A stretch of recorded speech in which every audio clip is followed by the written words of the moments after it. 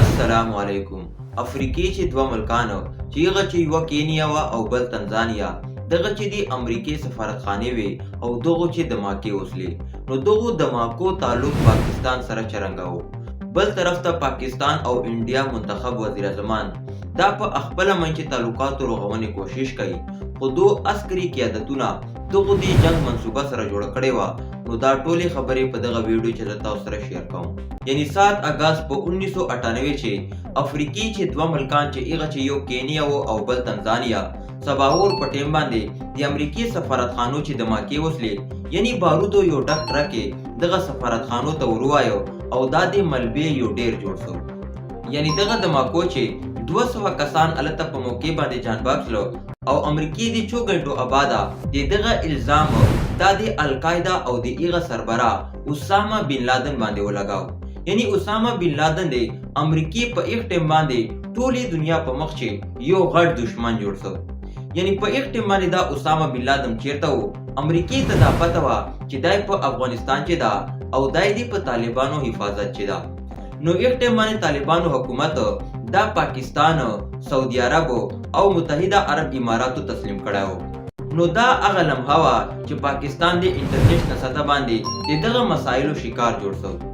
نو امریکې ته دا پته وه چې د کوم کس دماکو چې شامل و، یعنی دا کس په پاکستان چې دا او دای دا کوشش کوي چې زه افغانستان ته واوړم.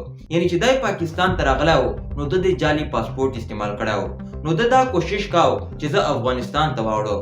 نو دا چې کوم د پاکستان خفیه ادارو دا کس یې ونیوای او د تعلق سعودي عرب سره و او د نام چې کوم دا صادق اویدا نومېده. نو پاکستان دا کس ونیوای او دا یې کینیا ته حواله کړ ځکه چې دماکې په کینیا چسلې وې. نو په یک ټیم باندې پاکستان امریکې سره مدد کړی او کل عام یې کړی و. نو امریکې دا مطالبه وه چې تاسو اسامه بن لادن دا مشترکو او طالبانو داسې نه کول. نو امریکې د دغه خلاف سخت اکشن واخیسته.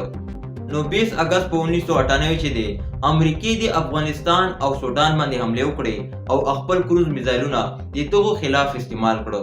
نو دا کروز میزایلونه دا په پاکستان باندې تیرېدل، یعنی دو ټارګټ افغانستان و او سودان و. نو دغه چې میزایلونه دا د پاکستان حدودو چې هم واچېدل. نو پاکستان دغه میزایلونه ځان سره چیښلو او وینیولل. امریکې دا مطالبه وه چې ته ماته خپل میزایلونه واپس کا، خو پاکستان دا ورته واپس کول نه. نو پاکستان دغه ابعاده بیا بابر میزایلونه هم جوړ کړو او دا داسې میزایل و چې د به اټم بم ځان سره وړو. نو امریکې او پاکستان تعلقات په دغه ټیم باندې بیا سره خراب شلو. نو دغه بنیادی وجه وه چې دغه له وجې نه دی امریکې او پاکستان تعلقات سره خراب شلي وو. یعنی فروری په 1999 چې په لاهور چې خلک روډو ته وتلي وو او هغو جشن سره مناو کاوه. یعنی 50 کالو آباده انډیا او پاکستان تعلقات دا سره روغېدل او دو په منځ کې دی بس سروس سټیشن آغاز هم کېده. یعنی انډیا چې کوم وزیر اعظم و اټل بهاري واجپايي دا واګه پورې بس چې راغی هغه نه آباده دی چې پاکستان ته راته. نو ریډ کارپیټ سره یې د استقبال وسو. دای مینار پاکستان ته راغی او هلته اعلانات هم سره وکړو. نو دغه مقصد دا و چې دینه آباده دا دواړه ملکان په روغې طریقې سره یو او بل سره تسلیموي. نو چې کوم اعلانونه په مینار پاکستان باندې سلی وو، نو پاکستان وزیر اعظم نواز شریف او انډیا وزیر اعظم اټل بهاري واجپايي په دغو باندې دستخط هم سره وکړو. یعنی دا پیغام خلکو ته ورکاوه چې دینه آباده دا دواړه ملکان دغو په منځ کې به جنګ نه سره کېږي، بلکې دوی چې کومې مسلې دي هغه باتچیت په تلو سره حل کېږي. نو دنیا د دغه لمحې ته د یوه په امید نظر سره وکتل چې کیدای شي دینه آباده په دغه خطې چې امن راشي، خو حقیقت له دې نه بالکل مختلف و. یعنی انډیا او پاکستان نه یعنی 1200 کیلومتر لرې چې کوم کارګل غرونه و او هلته چې کوم د برف هم ورېږي، نو هلته حالات له دې نه بالکل مختلف و. یعنی پاکستان چې کوم عسکري قیادت ته هغه یوه منصوبه سره تیاره کړې وه او هغه ته یې عملي شکل هم ورکاو او دغه نه اعلی کمانډران چې کوم دي دا سره خبر و، خو چې د کوم سیاسي کارکنان دي دا بالکل له دغه خبرې نه ناخبره و.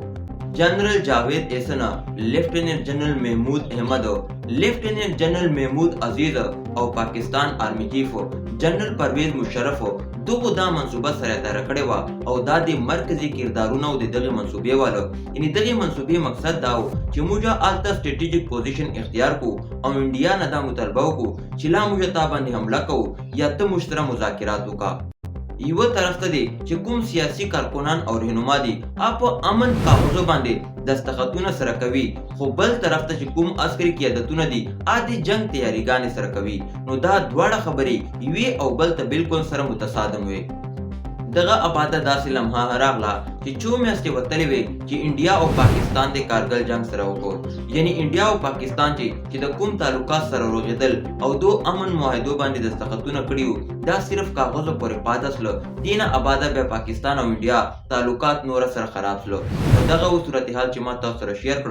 تاسو مې ملاقات په یو نوې ویډیو کې کیږي. السلام علیکم.